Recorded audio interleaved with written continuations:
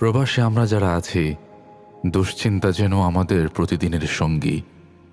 ভিসার চিন্তা, কাজের চিন্তা, পড়াশোনার চাপ, পরিবারকে দূরে রেখে সংগ্রাম, সব মিলিয়ে মন কখনো ভারী হয়ে যায়।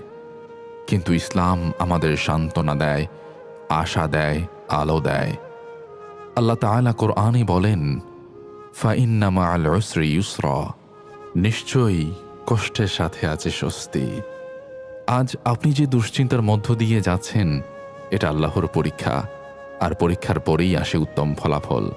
কষ্ট কখনো স্থায়ী নয়, স্থায়ী হলো আল্লাহর রহমত আর তার পরিকল্পনা। হয়তো আজ ভিসা নিয়ে দুশ্চিন্তা, হয়তো কাজ নিয়ে, হয়তো পরিবার দূরে, কিন্তু মনে রাখুন যে আল্লাহ আপনাকে এত দূর এনে রেখেছেন, সে আল্লাহ আপনাকে কখনো একা ছাড়াবেন না। যে রিজিক আপনার জন্য লিখে রাখা আছে, কেউ সেটি ছিনিয়ে নিতে পারবে না।